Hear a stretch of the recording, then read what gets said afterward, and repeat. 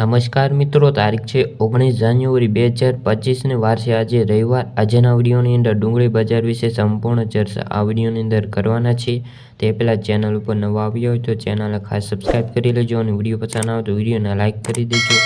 તો મિત્રો, ડુંગળીમાં ઓછી આવકો વચ્ચે ભાવમાં સરેરાશ સ્થિરતાનો માહોલ જોવા મળી રહ્યો છે।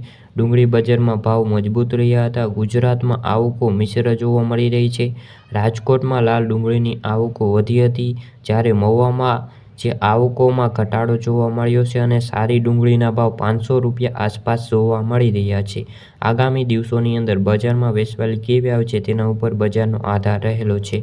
ડુંગળી બજારમાં હાલના તબક્કે કોઈ મોટી મૂવમેન્ટ નથી। બજારને જે એવરેજ અથડાઈ રહ્યા છે અને એવરેજ ભાવ બોલાઈ રહ્યા છે। ડુંગળી બજારમાં આગળ વધુ ઘટાડો થાય તેવી સંભાવનાઓ રહેલી છે અને બજારના વેપારો કેવા રહેશે તે બજાર ઉપર ટેકો રહેલો છે। મહુવામાં લાલ ડુંગળીના 36,000 કટ્ટાના વેપારો અને 20 કિલોના ભાવના 150 રૂપિયાથી લઈને 570 રૂપિયા જોવા મળ્યા હતા, જ્યારે સફેદ ડુંગળીના 14,000 ઠેલાના વેપારો અને ભાવની વાત કરીએ 205 રૂપિયાથી લઈને 515 રૂપિયા, જ્યારે ગોંડલમાં સફેદ ડુંગળીના 740 રૂપિયા કટ્ટાના વેપારો અને ભાવની વાત કરીએ 241 રૂપિયાથી લઈને 426, જ્યારે રાજકોટમાં ડુંગળીના 47,000ના કટ્ટાના વેપારો અને ભાવની વાત કરીએ તો 115 રૂપિયાથી લઈને 480 રૂપિયા, જ્યારે ગુજરાતમાં આવકો હવે 10 દિવસમાં ઓછી રહેશે, પરંતુ જાન્યુઆરીના અંતમાં આવકો ફરી વધી જાય તેવી ધારણાઓ છે।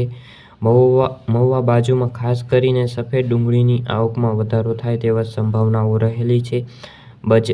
આગળ ઉપર બજારના નિકાસના વેપારો અને ઉપર જો બજારનો આધાર રહેલો છે। હાલ તો થોડા નિકાસના વેપારો થયા છે, પરંતુ બહુ મોટા વેપારો થયા નથી।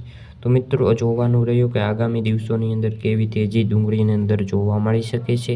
આજના વિડીયોમાં બસ આટલું જ। વિડીયો ગમ્યો હોય તો વિડીયોને લાઇક અને સબસ્ક્રાઈબ કરી લેજો। ફરી મળીશું બીજા વિડીયો સાથે, ત્યાં સુધી જય જવાન જય કિસાન।